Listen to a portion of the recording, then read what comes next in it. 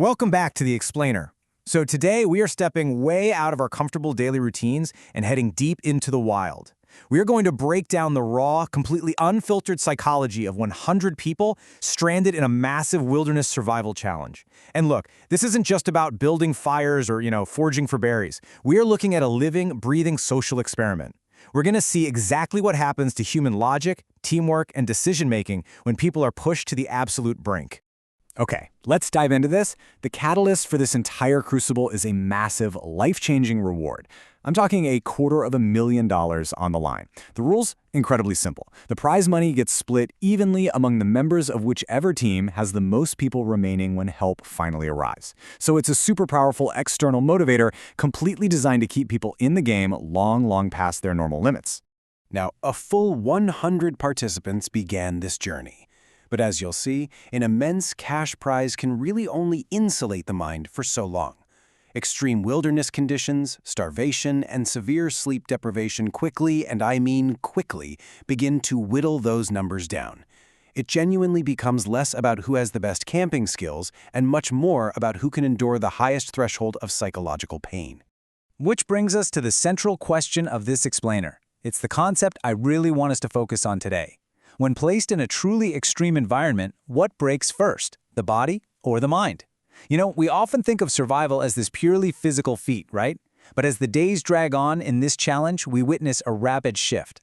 The real battleground isn't the freezing rain. It's not the empty forest. It's literally the space between the contestants' ears. Section 1. The setup. Setting the baseline. So, this setup was perfectly engineered to test two wildly different approaches to group survival. The 100 participants were divided into two distinct factions. On one side, we've got the blue team, 50 seasoned survival experts dropped in with absolutely zero external gear. They have decades of combined experience, sure, but they have to build everything from scratch. On the other side, the red team, 50 self-proclaimed amateurs who were basically given a shopping spree to bring retail store supplies. And yes, that literally means they brought things like massive packs of bottled water, party mix snacks, and actual kids' play tents into a brutal, extreme survival challenge.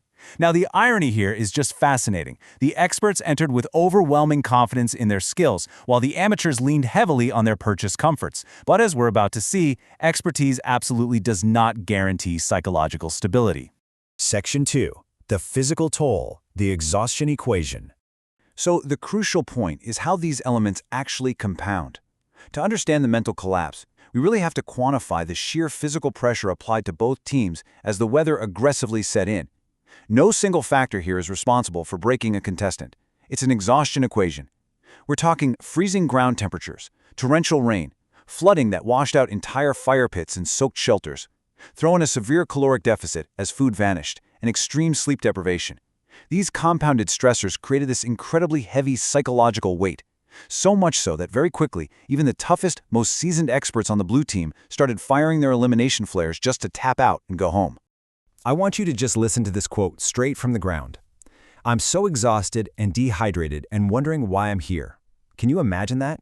Try to picture enduring hours upon hours of freezing rain, huddled in a flooded, makeshift Airbnb shelter, running on literally zero sleep and 0 calories. That initial shiny motivation of the prize money, it just evaporates. It's entirely replaced by a profound, screaming biological desperation for basic comfort. It completely strips away a person's rationale for staying out there. Section 3. The social toll. Fractured teams and cohesion. But here's the thing, the weather is really only half the story. The physical toll quickly breeds a far more destructive force. Let's compare how both teams managed their shrinking resources and what that did to their morale. The red team, the amateurs, actually bonded pretty early on. They communalized their retail snacks, sharing everything. But they totally crumpled under high starvation and despair once that shared food inevitably ran out. The blue team of experts, though, they took a much darker turn. They fractured almost immediately over control, which led to individualistic hoarding and just incredibly high levels of conflict. This dynamic is perfectly captured by one specific anecdote from the blue team. A contestant named Julia actually started creating secret food caches, literally hiding resources in the forest away from her own teammates. Her reasoning? Quote, "I don't want them to have control of it." When extreme hunger sets in, you guys, it completely overrides logic. It breeds this acute, intense paranoia. Trust is almost always the very first social structure to collapse. So instead of fighting the elements together, they basically started fighting each other. Now, what's really interesting about this slide is the specific downfall of the expert group. Another contestant astutely observed that the camp was just full of type A people all trying to be in charge. And yeah, when you throw 50 born leaders into a highly stressful, resource-scarce environment, the resulting power struggle is a total disaster. The fierce infighting over, how to build a shelter, or literally, who gets to take a bite of an apple, it directly led to multiple, highly capable survivalists choosing to self-eliminate out of pure frustration. Their team cohesion wasn't broken by the wind or rain. It was shattered by their own egos. Section 4. The Breaking Point. Decisions under extreme duress. Okay, so we've seen the physical toll, and we've seen the social toll. Now, we're going to examine the actual decision-making process when facing extreme physical exhaustion. About 2 weeks into the experiment, a curveball was introduced. Both starving teams were handed 50 cans of food. The catch? They were told that whichever team returned the most unopened cans after 72 hours would win a massive reward. And if it was a tie, neither team got a thing. Now, over those next 72 hours, the starvation, the biting cold, the brutal storms, they all peaked. Yet the shocking outcome was that both teams returned all 50 cans completely unopened. They actively chose to continue starving because they were utterly terrified that eating even one single can would hand the other team the victory. Let's move to and see how this builds into what we can really only call the twisted logic of exhaustion. I mean, how does a literally starving person look at a can of beef and refuse to eat it? Well, first, they assess their severe personal hunger. Second, they recognize their opponent's potential strategic gain. And finally, they make this totally irrational leap to choose mutual suffering over yielding any perceived advantage. It got so bad that the teams actually buried their own food in the dirt just to prevent themselves from eating it. Rational long-term strategy is completely 100% hijacked by short-term paranoia.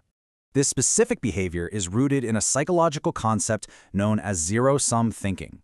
Basically, it's the belief that if the other side gains absolutely anything, your side inherently loses. In a high-stress, scarcity-driven environment, this mindset takes total control of the wheel.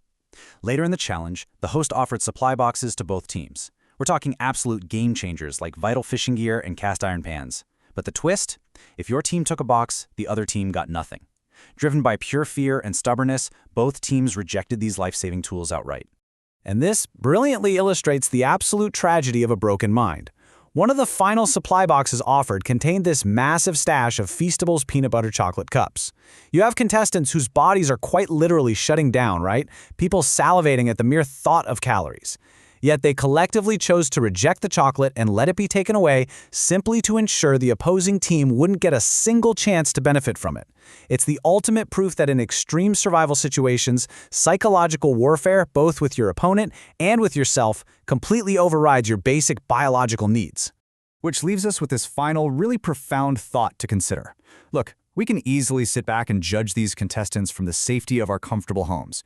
But the psychology of survival exposes a very raw, instinctual part of the human condition. It forces us to ask, if you were truly pushed to the absolute edge, starving out there in the freezing rain, would you have the mental clarity to make the logical choice? Or would you choose to suffer just to ensure your opponent suffers too? It's a fascinating look at the human mind. I really hope this explainer has given you a fresh perspective on what truly breaks first. Thanks so much for watching and keep learning.